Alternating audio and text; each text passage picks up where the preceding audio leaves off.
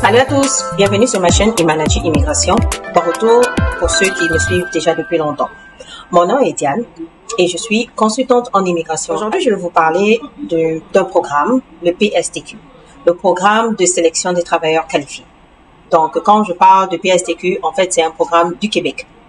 Mais avant ça, aujourd'hui, c'est la Saint-Jean-Baptiste. Bonne fête à tous les Québécois. Comme vous voyez, j'ai mis mon t-shirt du Québec et j'ai mon drapeau du Québec. Bonne fête à tous les Québécois. Juste pour la petite histoire, pourquoi la Saint-Jean-Baptiste est célébrée au Québec le 24 juin? En fait, dans le temps, les francophones de partout dans le pays du Canada se retrouvaient et faisaient la fête pour célébrer leur fierté de la langue et de leur culture. Avant de rentrer dans le vif du sujet, allez-y liker mes vidéos, allez-y vous abonner et aussi partager au grand maximum. Sans plus tarder, nous allons rentrer dans le vif du sujet. Donc, il y a eu beaucoup d'annonces en juin 2025, précisément le 5 juin 2025. Le ministre de l'Immigration, de la Francisation et de l'Intégration du Québec, M. Jean-François Robert, a fait des annonces. Ce programme avait été mis en vigueur le 29 novembre 2024, c'est-à-dire l'année dernière. Et il sera officiellement ouvert en juillet 2025. Donc, c'est le moment pour tous ceux qui veulent venir au Québec ou tous ceux qui sont déjà au Québec et qui veulent avoir leur résidence permanente. C'est le moment pour vous d'aller déposer vos demandes dans Arrima. Parce qu'à partir de juillet 2025, les invitations seront lancées. C'est quoi la particularité avec le PSTQ? Mais c'est un programme que le gouvernement québécois a mis en place et maintenant, il sera ouvert et il y a des invitations qui seront lancées. La particularité avec ce programme, c'est que ce programme vise surtout, il va privilégier surtout les demandeurs qui sont déjà au Québec. Et pourquoi le gouvernement du Québec veut aller dans cette lancée? C'est parce qu'il a pour objectif de diminuer les demandes, de diminuer les résidents, les immigrants résidents temporaires et les résidents permanents. Tous ceux qui sont dans le bassin déjà dans Arrima, je vous souhaite une bonne chance.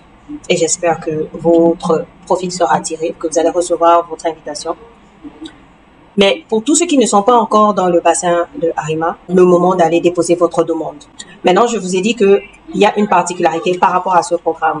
Ce programme vise toutes les personnes qui sont en région. Donc, ils vont vraiment privilégier les gens qui sont hors du Grand Montréal. Ils ne veulent pas les gens qui sont à Montréal ou à Laval. Donc, tout ça, c'est considéré comme le Grand Montréal.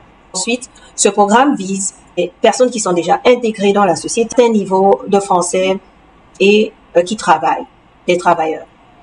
Le PSTQ a 4 volets.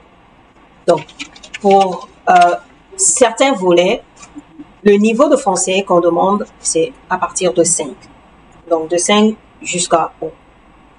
Et ensuite, pour certains volets, vous n'avez pas besoin de faire l'équivalence de vos diplômes. Et pour d'autres, vous en avez besoin.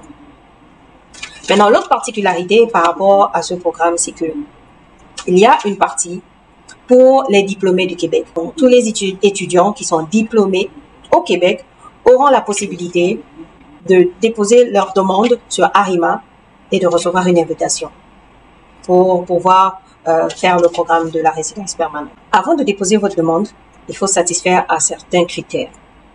Pour le Québec, il faut satisfaire la langue française. Il faut avoir un bon test de français.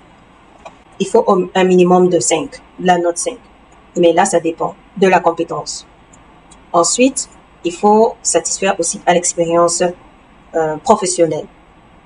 Il y a certains métiers qui sont réglementés, mais le plus là, ici, c'est que vous n'avez pas besoin d'aller chercher votre licence ou votre permis ou aller débuter les formalités de réglementation.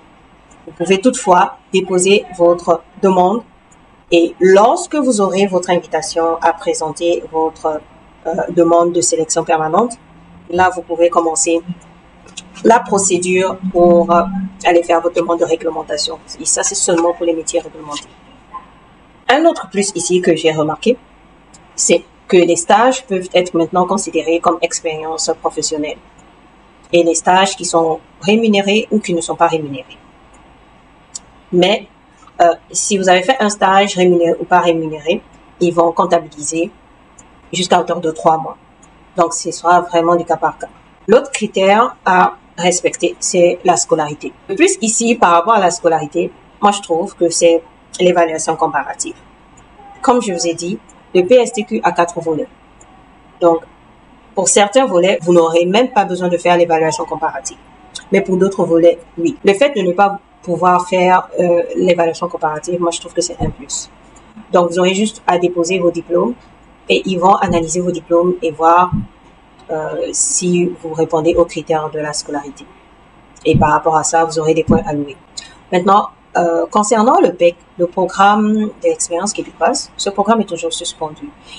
Il avait été suspendu jusqu'en juin 2025, mais la suspension est prolongée jusqu'en novembre 2025. Donc, en gros, c'est un peu ce que je voulais partager avec vous concernant le PSTQ. Allez-y déposer vos demandes. Si vous avez besoin d'aide, vous pouvez toujours aller sur mon site imanachiimmigration.com. Allez-y prendre un rendez-vous pour des consultations.